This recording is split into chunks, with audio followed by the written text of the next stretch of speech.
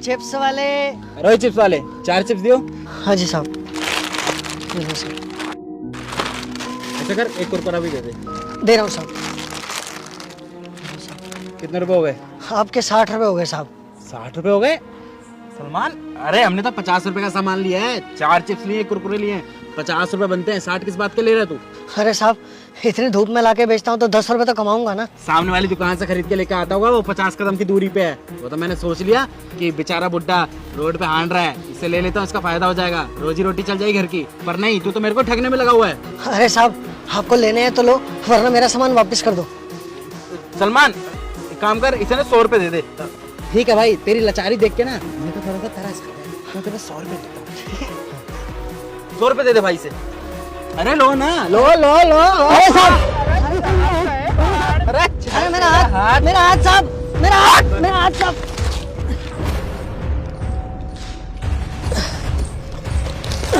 आपको ज्यादा चोट तो नहीं लगी ना? कौन थे ये लोग और क्यों आपके साथ इस तरीके से बदतमीजी कर रहे थे? पता नहीं मैम साहब, मेरे से चिप्स मांगे और मेरे पैसे दिए बिना ही चले गए। आजकल के यूथ को ना बिल्कुल भी नॉलेज नहीं है कि किसके साथ किस तरीके से बिहेव करना चाहिए। ह्यूमैनिटी नाम की तो चीज ही नहीं है इनके अंदर। वैसे तुम करते क्या हो? मैम साहब मैं सड़कों पे चिप्स बेचता हूँ। अच्छा, तो तुम एक काम क्यों नहीं करते, तुम मेरे साथ मेरे ऑफिस चलो। हमें वैसे भी हमारे ऑफिस में ना कैंटीन वाले की जरूरत है, तो तुम वहाँ पे काम कर लेना। लेकिन मैम साहब मैं इतना पढ़ा लिखा नहीं हूँ। अरे कैंटीन वर्क के लिए पढ़े लिखे होने की कोई जरूरत नहीं है, बस तुम जो काम यहाँ पे करते हो वही काम तुम्हें वहाँ पे करना है। लेकिन हाँ, तुम्हें वहाँ पे उसके लिए सैलरी मिलेगी मंथली, और आराम से बैठ के काम भी करोगे, और वहाँ पे ना कोई तुम्हारे साथ इस तरीके से बिहेव भी नहीं कर पाएगा। ठीक है मैम साहब। अच्छा चलो, मेरी गाड़ी वहीं है, मैं तुम्हें अपने ऑफिस का रास्ता भी दिखा दूंगी। फाइल रेडी हो गई, दिखाओ मुझे। यस मैम, ये रिपोर्ट है उसकी। मैम साहब मैं ये टेबल साफ कर दूं? हाँ साइड से कर दो। अरे ये दोनों, तुम जानते हो इन दोनों को?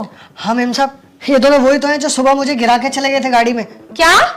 धर्मेंद्र, सलमान, तुम दोनों ऐसी हरकत कर सकते हो, मुझे बिल्कुल भी एक्सपेक्टेड नहीं था। तुम्हें जरा शर्म नहीं आई एक गरीब आदमी के साथ इस तरीके से बिहेव करते हुए? तुमने एक भी बार नहीं सोचा ना कि उनको कितनी ज्यादा चोट लग सकती थी? तुमने उनका हाथ गाड़ी के शीशे में फंसा के गाड़ी चला दी। अरे नहीं मैम, ये झूठ बोल रहा है। अभी क्या हुआ, सलमान और मैं ऑफिस आ रहे थे, तो हमने इन अंकल से स्नैक्स खरीदे, रोड पे स्नैक्स बेच रहे थे। तो मैम हुआ ये कि जो हमने इनसे सामान लिया ना वो 50 रुपीज़ का हुआ, और ये 10 रुपये एक्स्ट्रा मांग रहे थे। अब जो MRP पे पैसा है, अगर ये एक्स्ट्रा मांगेंगे तो कहाँ हम गलत हुए? यहाँ पे तो यही गलत है ना। तो इसी वजह से वो तो शुक्र है मैंने इन्हें मारा नहीं। और मैम ये क्या कह रहा है, मैंने इसे मारा है? मैंने तो इस पर हाथ तक नहीं उठाया। हाँ मैम, ये तो गलत बात है ना। अंकल हमें ना महंगा सामान दे रहे थे। झूठ नहीं बोल रहे हैं वो, मैंने खुद देखा था कि तुम दोनों ने उनके साथ किस तरीके से बिहेव किया। मुझे गाड़ी नोन तो लगी थी, लेकिन उस टाइम पे मेरा सारा ध्यान इनके ऊपर था, इस वजह से मैं पहचान नहीं पाई।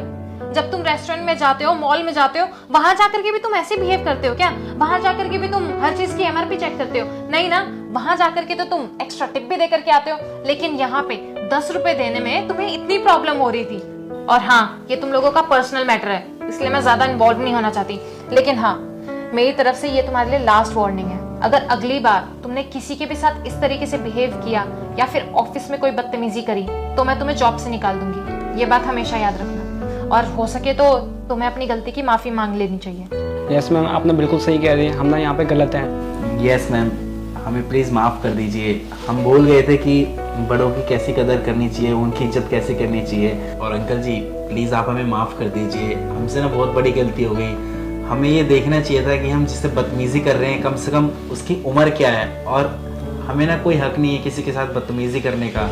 हो सके तो हमें माफ़ कर देना। हमें नहीं पता था कि हमने आपका गाड़ी पे हाथ फंसाया, उससे आपको इतनी ज़्यादा चोट लगी है। ठीक है बेटा, मैंने तुम्हें माफ कर दिया, लेकिन आइंदा किसी के साथ ऐसा मत करना।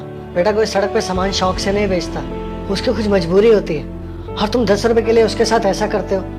आइंदा कभी किसी के साथ ऐसा मत करना बेटा, मैंने तुम्हें माफ कर दिया। चलो ठीक है, मुझे पूरी उम्मीद है कि तुम दोनों अगली बार से ऐसा कुछ नहीं करोगे। सो हे गाइस, कैसी लगी आपको हमारी ये वीडियो? हम इस वीडियो के थ्रू यही मैसेज देना चाहते हैं कि जिस तरीके से हम मॉल में या फिर किसी रेस्टोरेंट में जाते हैं तो वहाँ जाकर के हम कभी भी बार्गेनिंग नहीं करते या फिर MRP चेक भी नहीं करते। कभी कभी तो इवन टिप भी दे करके आते हैं रेस्टोरेंट में जा करके। तो हमें इस चीज़ का हमेशा ध्यान रखना चाहिए कि हम जो वेंडर्स हैं और जो सड़क पर बेचारे सामान बेच करके अपना घर चला रहे हैं मेहनत करके, तो हमें उनकी भी उतनी ही रिस्पेक्ट करनी चाहिए। और कभी भी किसी का फ़ायदा नहीं उठाना चाहिए मजबूरी का। तो इस चीज़ का हमेशा ध्यान रखना, हर इंसान की रिस्पेक्ट करो। और मिलते हैं बहुत जल्दी अगली वीडियो के साथ, तब तक के लिए